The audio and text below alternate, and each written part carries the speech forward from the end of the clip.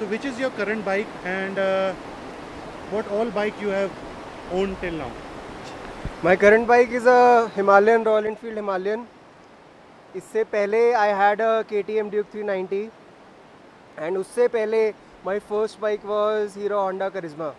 तो मतलब 220cc से 390cc से लेके 420cc, I think upgrade CC में तो सही है, पर आई थिंक जो पावर है वो करिश्मा से आप जब 390 में आए तो पावर बहुत बड़ी, फिर जब हिमालयन मतलब 390 से हिमालयन में आए तो आपका BHP कम हुआ, ऑलमोस्ट हाफ हो गया.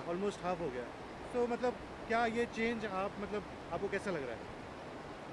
मेरे को इंडियन राइडिंग कंडीशंस के हिसाब से and on the hills Himalayan की पावर बिल्कुल सही है.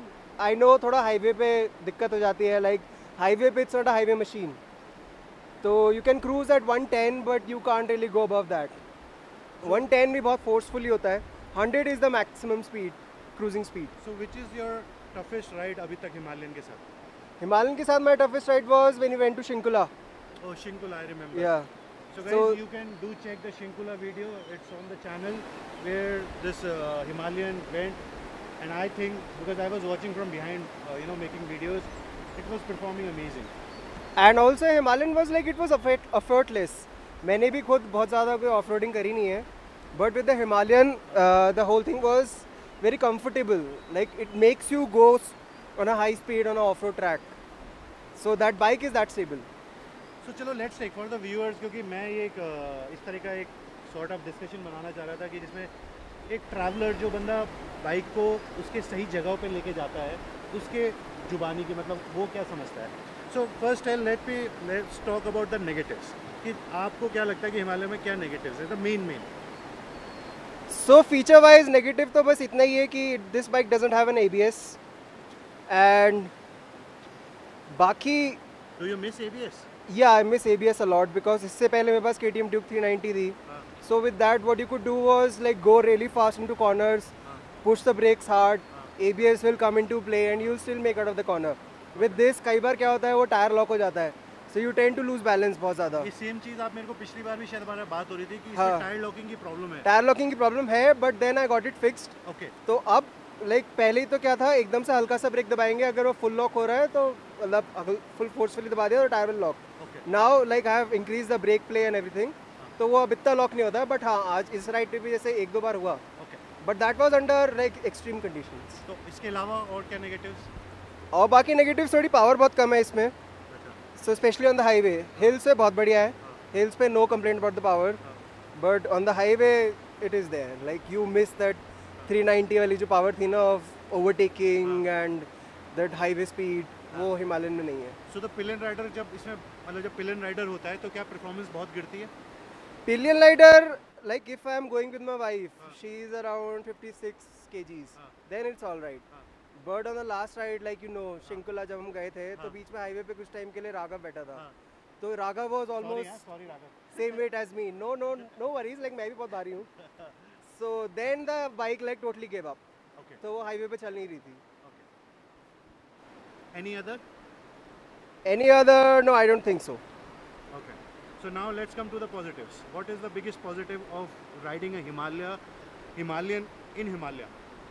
So the biggest positive about Himalayan is I think the ergonomics. Himalayan की riding position is like superb. The seat is super comfortable. Let me hold it for you.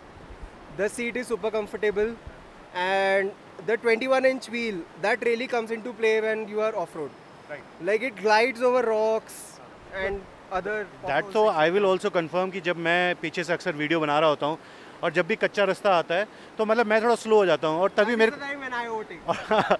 That is the time जब मैं अपने rear view mirror में देखता हूँ और Himalayan पीछे से आग लगी हुई आ रही होती है, दौड़ दौड़ दौड़ दौड़ और साए गोली की तरह चले जाते हैं. मतलब I see it personally, it glides.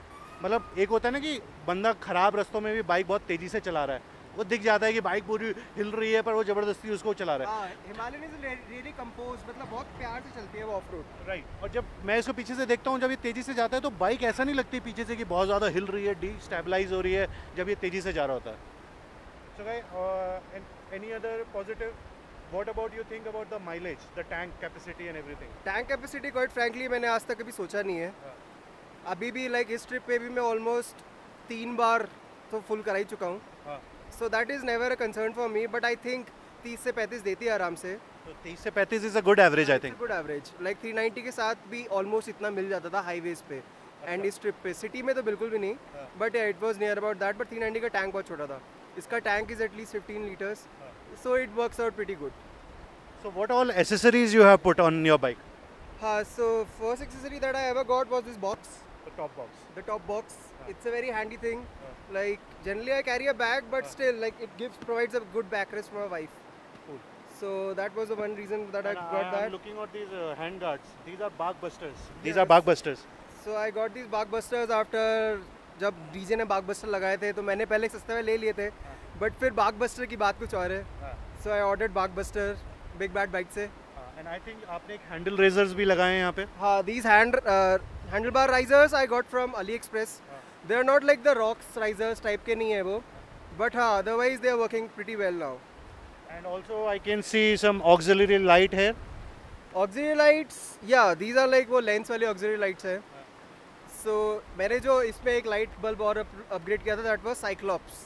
Cyclops is a really high quality LED bulb, and it gets into your like S4 normal है, but उसका throw है, like it's a widespread light, so I need some focus lights. तो मैंने वो lens वाली focus lights लगा रखी है, and they really work in the night. Do you think there is any competition to Himalayan right now?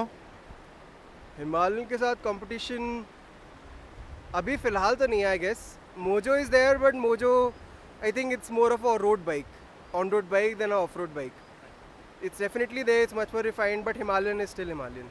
So what do you think about Dominar? Dominar, quite frankly, I didn't like it much.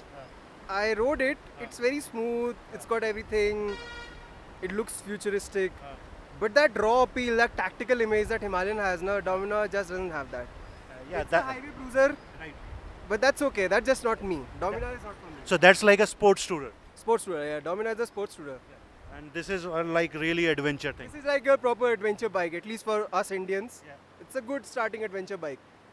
Keeping aside the problems that it had with its engine and all that. So do you think that the Royal Enfields जो आती हैं, जैसे Bullet आती है 300, 500 Classic और Thunderbird, this Himalayan is a league apart from the Royal Enfield? Like मैं भी royal Enfield का कोई बहुत बड़ा फ़ैन नहीं था. हमारी पहले ही बहुत कन्वर्सेशंस हो चुकी है. But the day I went for test ride of Himalayan, तो बस बैठते ही, like the ergonomics, the engine, it was super smooth. तो वो बस एकदम से जो रॉयल एनफील्ड का जो वो खड़कना और द वाइब्रेशंस जो थी ना, वो एकदम से चली गई. And I couldn't resist myself from booking this bike. You know, a person who is riding a 390 Duke and suddenly goes to a half of the BHP, that's a big move. That shows that for him, I think that the speed doesn't matter. It's the ergonomics and the way a person should enjoy the Himalayan roads and the adventure touring is the main point. Yeah, Duke was थोड़ी Duke जो थी वो it was like a crazy bike. आप उसको हमेशा जैसे Duke पे बैठोगे ना, तो आपके दिमाग में बस आ जाएगा you have to be a hooligan now. You have to go crazy, you have to drive it like a crazy person. And somehow, like I wasn't in that space anymore. I wanted a little bit comfortable ride, so that's why I went for Himalayan. So to finish off this small review about the Himalayan, I'll ask the final question. Do you recommend this bike to the generations who are getting into adventure touring? I will recommend this bike. It's a really nice bike. Starting point इससे अच्छा कोई bike मिलेगा नहीं. I know बहुत सारा problem है इस bike में, but I think थोड़ा सा वेट कर लो और. The FI version is launched. It will be coming soon, but I'll recommend wait for like 2 lots to get over. और आए दिन फेसबुक पे हम पोस्ट पढ़ते रहते हैं, चेसिस क्रैक हो गई, वहाँ से वो टूट गया, फलाना हो गया, मतलब सभी पढ़ते रहते हैं हिमालयन के बारे में कि रॉयल एनफील्ड ने एक और पीस ऑफ जंग बनाया है. और you know, do you agree with all those post? लाइक जब मेरी बाइक में प्रॉब्लम आनी स्टार्ट हुई थी, तो I was very much among those people, but now I think my bike is pretty much sorted. I have had a lot of rounds at the service station. बहुत बार मैं भी गया हूँ, मेरी भी क्लच प्लेट्स चेंज, वो clutch assembly change हुई है, रॉकर आर्म 2 बार चेंज हुआ है, गियर का जो क्लच हार्ट था वो सब उन्होंने चेक किया है बहुत बार. ऑल्टरनेटर थैंकफुली मेरा अभी तक ख़राब नहीं हुआ है. तो थोड़ी प्रॉब्लम्स आई थी, बट आई थिंक जो अब नया लॉट आ रहा है इट्स मच मोर सॉर्टेड. और एक बार FI आ जाएगा, उसके भी 2 लॉट जब निकल जाएंगे, सो ठीक हो जाएगा. So you are saying that there are still some problems. One person should wait and watch, and I think, but Royal Enfield are quite serious about this bike. हाँ आई थिंक सो लाइक अगर मैं service station में भी जाता हूँ so they have like a proper service manager for this bike only and they are always very helpful when it comes to Himalayan. Like जब service station पे जाओगे ना तो Himalayan will be their first priority always. So yeah, I think थोड़ा सा problem आती है. I know it's a very pain in the ass, but in the long run और वैसे जब आप बाइक राइड करते हो तो like it's the most comfortable bike so far that I have ever had. So guys ये एक छोटा सा इंटरव्यू था. ये हम प्लान कर आए थे कि हिमालयन को, क्योंकि मैं भी बड़ा फैसिनेटेड था हिमालयन से इसको देख के, और इस बार तो ये फुल्ली लोडेड होकर आई है. तो बड़ी इंटरेस्टिंग, मतलब लगता है कि मतलब जैसे कि हम हिमालयाज़ में आए हैं, एक एडवेंचर टूरिंग कर रहे हैं. यू नो, उस बाइक पे बैठ के वो फीलिंग आती है जो शायद उस जब ड्यूक 390 थी तो उसमें लगता था कि भाई वही जो उसने बोला कि बस बैठो और बस बवाल मचा दो, you know, that sort of a thing. पर हाँ, पर उसका भी आई थिंक कि 390 में अभी इंडिया में कोई कंपटीशन नहीं है. पीपल वो want to have power option नहीं है उनके पास. आई थिंक वी एक बार अगर वो 390 एडवेंचर आ जाएगी ना तो I think the whole game will change. Then Himalayan will have a very tough competition. Unless until they come up with Himalayan 750 जो कि कुछ वो तुमने नेट वेट पे आजकल देखने को मिल रहा है. If that comes then things might be on. The game is on. या the game is on. Okay. So guys, take care, bye bye.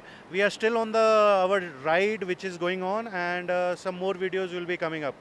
So the final thought about Himalayan according to him and me is, this is a great bike for adventure touring.